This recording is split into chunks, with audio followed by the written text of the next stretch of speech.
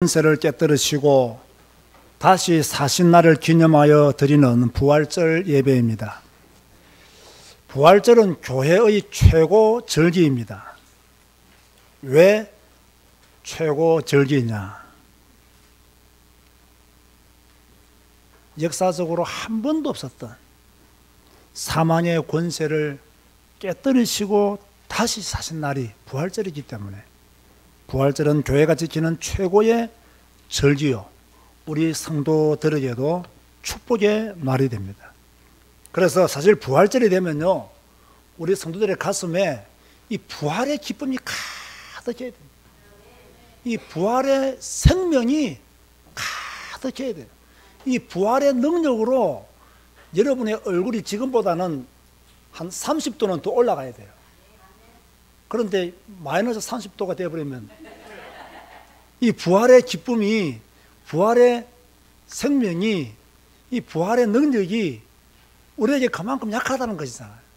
이 부활절이라는 것이 얼마나 기쁘냐. 여러분, 설날이 기쁜 게 아니에요. 추석이 기쁜 게 아니에요. 부활절이 기쁜 거예요. 이 부활의 날이 우리에겐 최고의 날이 되는 거예요. 사단의 모든 권세를 이기시고 다시 사신 날이기 때문에 이 날이 우리에게 최고의 날이 돼요, 말이에요. 여러분, 이 부활절을 맞이하면요, 기쁨으로 교회에 와야 돼요. 막 즐거움으로 교회에 와야 돼요. 그 사람이 살아있는 성도라, 적어도 숨쉬고 있는 성도다, 그렇게 말씀을 드릴 수가 있는 거죠. 교회가 가진 복음 또는 우리가 가진 복음은요, 크게 말하면 두 가지입니다. 하나는 십자가요, 하나는 부활입니다.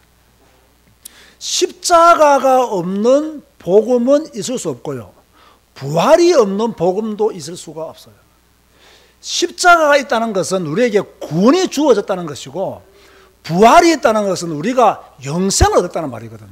그러니까 이 교회에서 말하는 복음 또는 이 성경 66권에서 말하는 복음, 우리가 가진 복음은 십자가와 부활의 복음이다.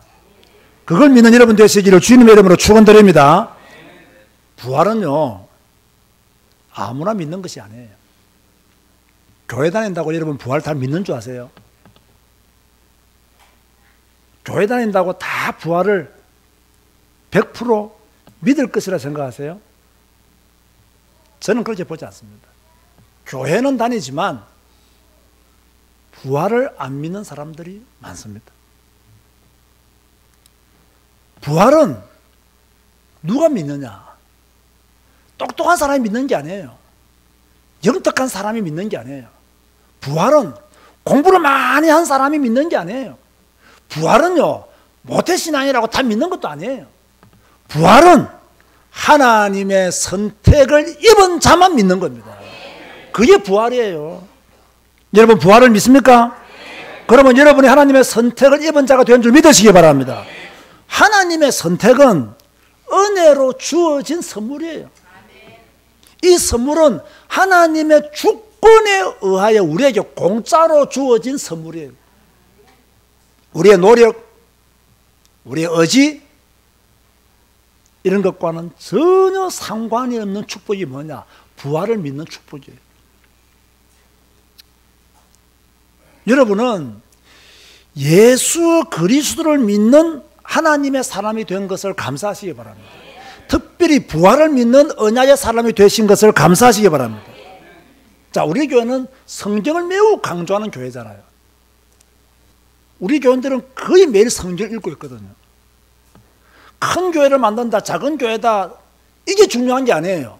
성도들이 얼마만큼 성경을 읽고 하나님의 말씀을 따라 자신을 쳐서 복종하는 믿음의 삶을 살고 있느냐가 더 중요해요. 눈에 보이는 것 때문에 우리는 속아서는 안 돼요. 여러분의 믿음의 삶이 성경 중심적인 그런 믿음의 삶으로 응답되어져 가야 되는 거죠. 그런데요, 저는 성경을 엄청 많이 읽잖아요. 아침에 눈 뜨자마자 제일 먼저 하는 게 성경 읽는 거예요. 그 시간에 너무 기쁘고 너무 즐겁고 너무 행복하고 너무 감동이 되는 시간이에요. 그런데요, 목사인 저도 딱 이거 성경 읽을 때 다 이해할까요? 다 이해했으면 좋겠어요. 그럼 때로는 잘 이해가 안 될 때도 있어요. 이해가 안 가는 부분도 있어요. 그런데 보세요. 이해가 안 가면 하나님을 의심해야 되잖아요. 이해가 안 가면 성경이 틀렸네? 의심해 가야 되잖아요. 그런데요, 의심이 안 가요. 이해를 못하는 것은 나지 하나님이 틀린 것이 아니라는 생각이 들어오는 거예요. 이해가 안 가면 의심하잖아, 사람들은요. 근데 저는 성경 읽으면 이해가 안 가는 부분들이 많아요. 그런데 의심이 안 가요. 이게요, 은혜예요. 이게 뭐냐면요, 하나님의 선택에 의하여 하나님을 믿게 된 사람들의 공통점이 뭐냐면, 성경을 읽을 때 때는 이해가 안 가고 어렵고 믿어지지 않는 부분이 있을 수 있습니다. 그런데 그것 때문에 의심하거나 그것 때문에 고개를 갸우뚱거리거나 그렇게 하지 않아요. 이런 믿음의 사람이 된 것은 그야말로 은혜예요. 하나님의 은혜예요. 하나님의 주권에 의하여 주어진 선물을 내가 받았기 때문에 성경을 읽을 때 이해가 안 가는 부분이 있어도 의심이 안 가는 거예요. 야, 저는 이게 너무 감사해요. 세상에서 가장 복 있는 사람이 누구냐? 여러분들은 세상적 기준을 많이 말씀하겠죠. 돈 많은 사람. 부럽죠. 그죠? 잘 사니까 부럽죠. 좋은 아파트, 좋은 차, 또 많은 것들을 누리고 사니까 부럽죠. 그런데 저는요, 그게 그다지 부럽지가 않습니다. 성경을 자꾸 보니까요, 오늘 부활절의 관점에서 본다면 진짜 복 있는 사람은 누구냐? 예수님의 부활을 믿는 사람. 이 사람이 복 있는 사람이에요. 사실요, 오늘 본문 보시면 아시겠지만 예수님의 제자들도 부활을 믿었어요? 안 믿었어요? 안 믿었어요. 처음에는 안 믿었다니까요. 나중에서 믿었지. 처음에는 안 믿었다니까요. 마리아가 빈 무덤을 보고 달려왔어요. 무덤에 주님이 안 계신다. 시체가 없다. 안 믿는 거예요. 오늘 보세요. 예수님이 직접 나타나서 말씀하셨는데 그때 누가 없었어요? 도마가 없은 거예요. 여러분, 엉뚱한 일에 바쁘다가는 주님 못 만납니다. 도마가 없은 거예요. 그래서 부활의 주님이 다른 사도들에게 다 보여주었어요. 그 나중에 도마가 와보니까 제자들이 예수님이 부활하셨다, 이렇게 말한단 말이에요. 이 도마가 뭐라고 말합니까? 나는 절대로 못 믿겠다는 거. 그죠? 내가 직접 봐야 되겠다는 거. 그런데 우리는 예수님의 부활을 직접 목격한 전인들의 말을 들은 게 아니잖아요. 우리는 성경을 보고 믿잖아요. 그죠? 그런데 우리는 어디서 이런 믿음이 생겼냐 말이에요. 나는 여러분이 참 신기하고 놀라워요. 어디서 이런 믿음이 생겼어요? 여러분이 예수님의 빈 무덤을 본 것도 아니잖아요. 여러분이 마리아처럼 직접 가본 것도 아니잖아요. 예수님이 우리에게 나타나셔서 봐라, 내 손을 보아라, 내 옆구리를 보아라, 이렇게 말씀하신 적도 없잖아요. 어떻게 믿어요 이걸요? 간단해요. 성경에 기록되어 있기 때문에. 성경은 누구의 말씀이에요? 하나님의 말씀이에요. 그걸 믿는 거예요. 근데 이걸 믿어진다는 게 뭐라고요? 축복이라는 거예요. 이게 하나님의 선택에 의한 선물이라는 거예요. 아무나 부활을 믿는 게 아니에요. 복된 자가 되신 걸 축하드립니다. 이 복을 절대로 놓치지 마시기 바랍니다. 또 아멘 해놓고 내일 모레 도망가지 말고, 절대로 내가 이 부활을 믿는 신앙, 이 부활을 믿는 믿음, 이 부활의 능력 놓쳐서는 안 돼요. 부활하신 주님께서요, 오늘 본문을 잘 보면 제자들에게 주신 것이 있습니다. 첫 번째가 뭡니까? 너희에게 뭐가 있을지어다? 평강이 있을지어다. 참된 평안을 허락해 주었어요. 지금 제자들은요, 평안이 없어요. 얼마나 평안이 없었으면, 오늘 본문을 잘 보신 분들 알죠? 무엇을 굳게 닫아놓고 숨어 있었어요? 문을 딱 닫고는 숨어 있었어요. 얼마나 두려웠으면, 얼마나 불안했으면 문을 닫고 숨어 있는 이 제자들에게, 문을 닫고 불안에 떨고 있는 제자들에게 예수님께서 너희에게 평강이 있을지어다, 그렇게 말씀하신 거예요. 하기사 예수님이 이 말씀하셨을 때 얼마나 부끄러웠겠어요. 다 예수님은 모른다고 도망갔고, 그죠? 한 사람은 옷 벗고 도망갔고, 그렇게 잘 나가던 베드로는 3번씩이나 부인을 했고, 다 각기 제갓길로 가버렸는데 예수님 오셔가지고 너희에게 평강이 있을지어다. 저는요, 이게 복음이라고 생각합니다. 그죠? 혹시 지난주 한 주 동안 살면서 여러분은 평안이 없었습니까? 평강이 있어야 돼요. 평강이 있어야 돼요. 뭐 약간의 실수를 통해서 또는 약간의 어떤 잘못을 통해서 뭐 부담을 지고 있는 게 있습니까? 주님이 부활하셨습니다. 여러분에게 말씀하십니다. 너희에게 뭐가 있을지어다? 평강이 있을지어다. 그렇게 말씀하시는 거예요. 자, 제가 여러분에게 평강하십니까? 라고 물어보면 네, 평강합니다. 큰 소리 하시기 바랍니다. 아시겠습니까? 여러분 평강하십니까? 네, 평강합니다. 할렐루야. 네. 우리가 이렇게 평강해야 된다니까요. 괜히 두려워하거나 불안에 떨거나 초조하거나 그럴 필요가 전혀 없어요. 부활의 주님이 나와 함께 하시는데, 그죠? 평강하지 못할 이유가 뭐 있겠어요? 부활의 주님이 오늘 다시 사셨는데 우리가 두려워할 이유가 뭐 있겠냐 말이에요. 문을 잠가둘 필요가 없는 거예요. 주님이 부활하셨기 때문에. 그런가 하면요, 제자들에게 참된 사명을 주었어요. 20장 21절에 보면요, 아버지께서 나를 보내신 것 같이 나는 너희를 보내노라. 나도 너희를 보내노라. 예수님이 오신 이유는 아버지께서 나를 보내서 오신 거예요. 그와 마찬가지로 나도 너희를 보낸다. 그렇게 말씀하고 있어요.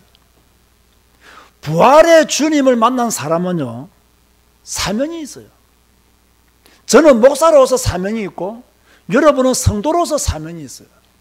목사라고 해서 다 목사의 사명을 잘 감당하고 살지를 못합니다. 성도라고 해서 다 성도의 사명을 잘 감당하고 살지를 못합니다. 그럼 오늘 이 시간 주님께서 우리에게 아버지께서 나를 보내신 것 같이 나도 너희를 보낸다라고 말씀하고 있습니다. 우리는 무엇을 회복해야 되느냐? 사명을 회복해야 돼요. 예수님이 아버지의 사명을 따라 사신 것처럼 우리도 예수님이 우리를 보내신 그 이유를 따라 우리의 사명을 감당하고 살아야 됩니다. 베드로를 보세요. 예수님이 십자가 지실 때 3번씩이나 부인했잖아요. 그런데 부활하신 주님을 만났어요. 내 어린 양을 먹이라, 내 양을 치라, 내 어린 양을 먹이라 3번씩이나 예수님께서 베드로에게 말했어요. 그리고 오순절 마가다라방에서 성령을 체험했어요. 그죠? 하나님의 능력을 받았어요. 베드로가 변했습니다. 성전 미문에 앉아있는 안전뱅이를 나사렛 예수 그리스도 이름으로 이렇게 세웠습니다. 이것 때문에 대제사장들과 장로들에게 고난을 당하고 감옥에 갇히기도 하고 재판을 받기도 하고, 이때마다 베드로는 두려워하지 아니하고 다른 이로서는 구원을 얻을 수 없나니 천하 인간의 구원을 얻을 만한 다른 이름을 우리에게 주신 일이 없다라고 말했습니다. 대제사장들이 다시는 예수 이름 말하지 마라 했을 때 우리는 보고 들은 것을 말하지 아니할 수 없다 했습니다. 사명을 감당했어요. 전도의 사명, 주님이 자신에게 주셨던 사명 감당했어요. 여러분 하나님을 믿습니까? 여러분에게도 사명이 있다는 걸 믿습니까? 사명을 뒤로 하지 마시고 사명 감당하고 사시기 바랍니다. 여러분에게 주신 사명이 있다니까요. 그 사명을 감당하고 살아야 돼요. 그 사명을 감당하지 못하면요, 언젠가는 여러분도 문을 닫고 불안에 떨고 두려워하고 초조해지는 시간표가 옵니다. 그 사명을 감당하고 살아야 너에게 평강이 있을지어다. 이 메시지가 들려지는 거예요.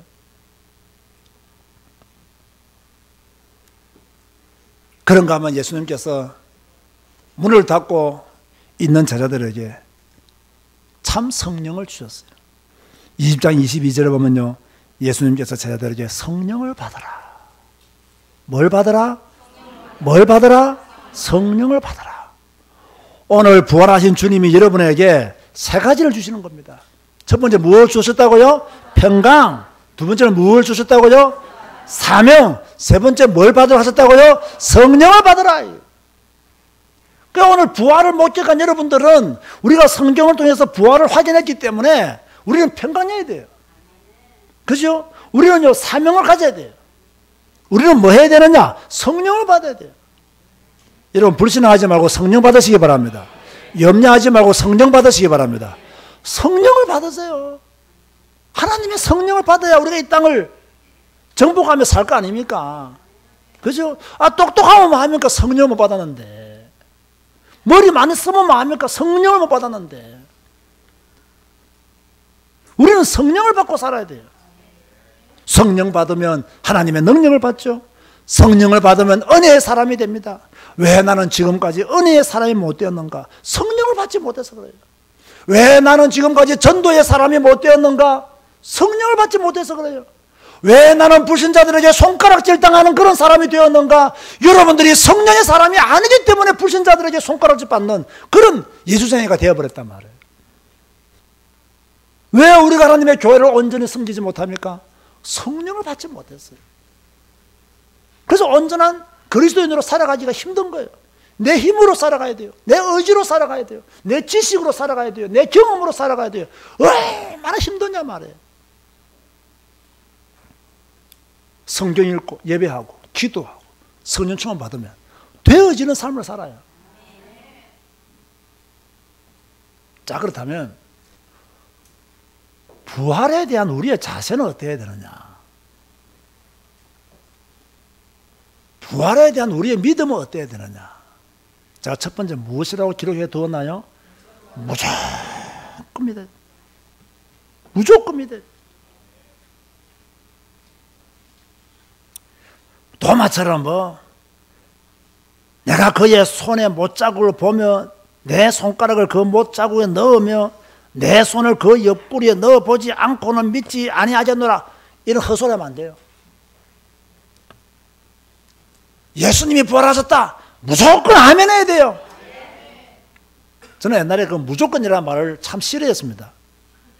말이 안 되는 소리잖아요, 무조건이라는 말을. 근데 오늘 내가 제일 많이 사용해요. 이 사기꾼들이 주로 많이 사용하는 말이 뭡니까? 무조건 믿으라는 거예요. 무조건 자기만 따라오라는 거예요. 이유를 알고 타당성이 있어 따라가지. 제가 옛날에 그랬다니까요. 그런데요, 사람들 앞에서는 그렇게 해야 되지만은 하나님 앞에서는요, 이유를 알고 뭐 타당성을 보고 못 따라가요. 왜? 하나님하고 여러분하고 수준이 달라요. 하나님하고 우리하고 수준이 달라요. 우리 수준으로 어떻게 하나님을 다 알아요?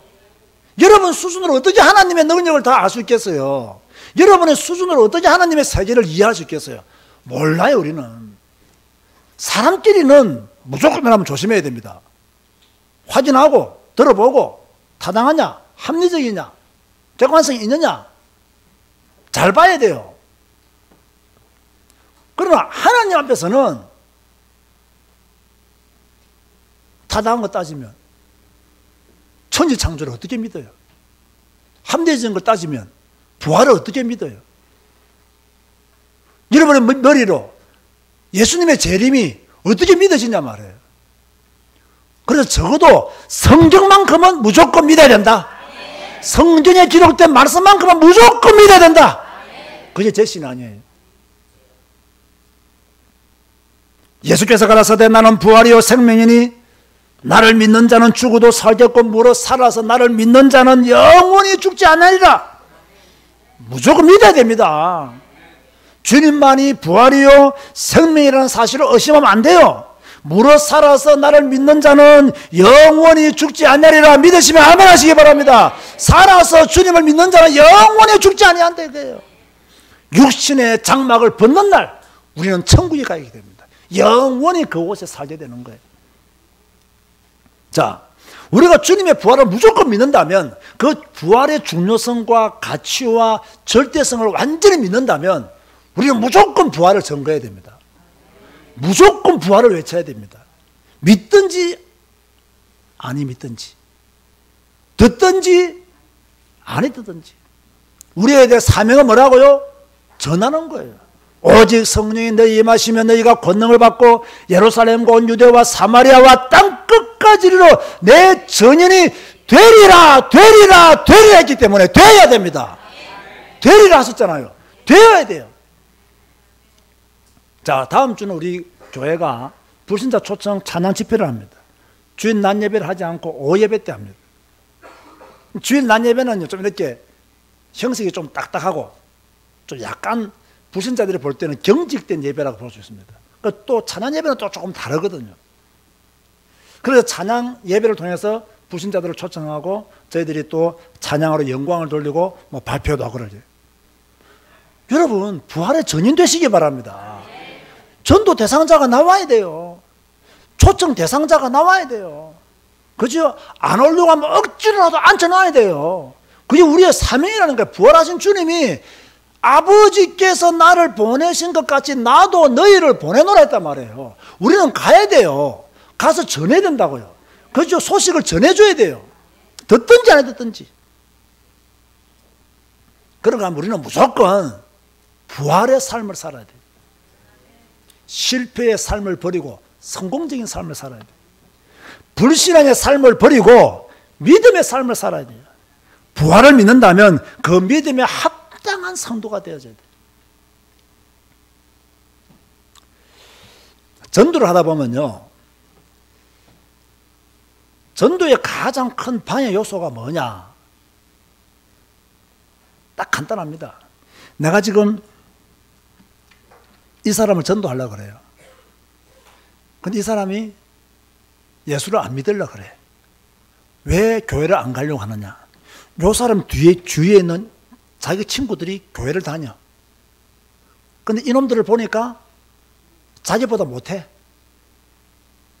자기보다 더 거짓말 잘 시키고 사기치고 다른 사람을 어렵게 만들고 이러니까 이 사람은 내 말을 안 믿는 거예요. 먼저 교회 다니고 이 사람이 온전한 그리스도인으로서의 삶을 살지 못하니까 어떻게 돼요? 이 사람 보니까 교회 가기 싫은 거예요. 그래서 전도를 해보면요, 친구 때문에, 친척 때문에, 누구 때문에, 교회는 이런 사람 의외로 많습니다. 왜 그럴까요? 저는 아무리 생각해봐도요, 일주일에 교회 한두 번 다니는 것으로는 그리스도의 빛을 발할 수가 없다. 일주일에 교회 한두 번 가는 것으로는 그 사람이 참 생명을 가진 자로서 능력 있는 삶을 살지란 불가능하다.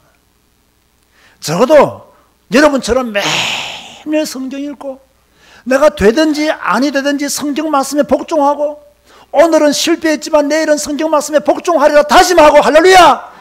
그런 믿음의 철저한 신앙관을 가지고 있지 않고서는 여러분 때문에 교회 안 다닐 사람은 많아져도 여러분 때문에 교회 올 사람은 없다 이 말이에요. 또 많이 모이면 뭐합니까? 전부 다 쭉정이들이에요. 전부 다 가라지들이에요.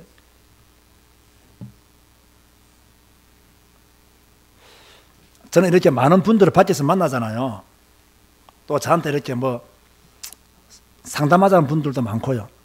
늘 피해서 도망다니니까 바쁘죠. 저는 어차피 상담 안 합니다. 담임 목사님에게 상담하세요.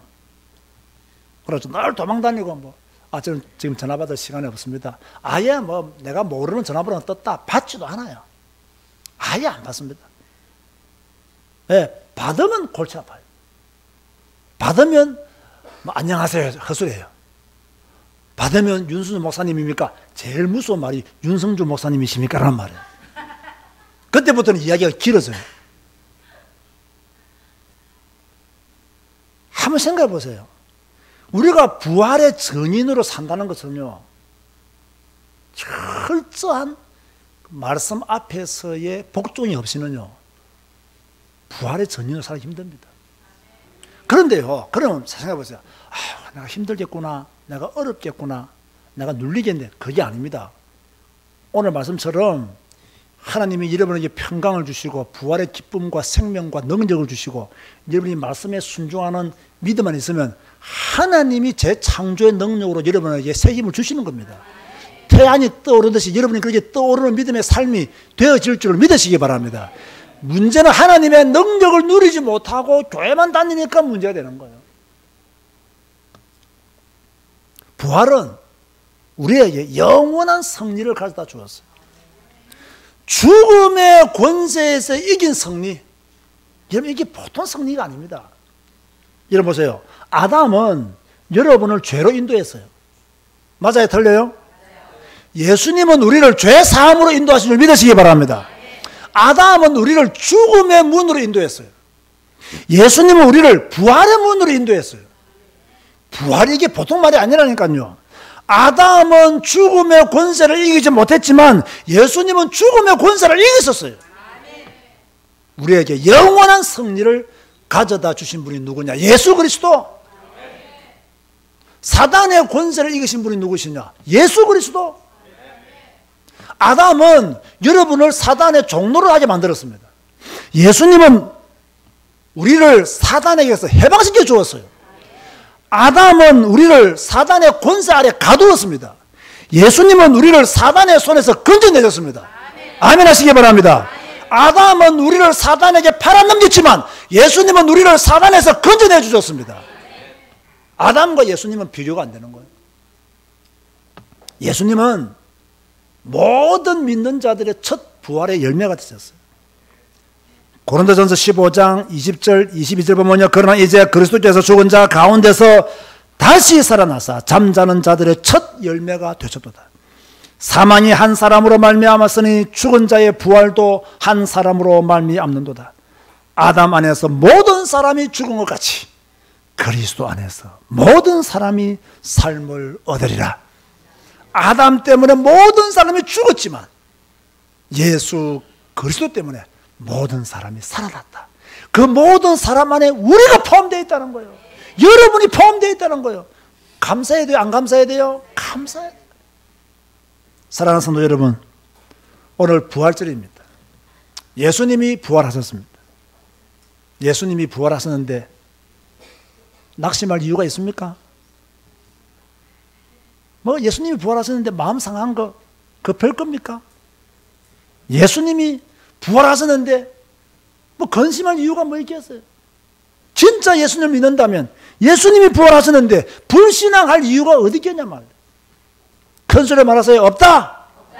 불신앙할 이유가 있다 없다? 없다. 왜? 부활을 믿는다면 불신앙할 이유가 없다 이 말이에요.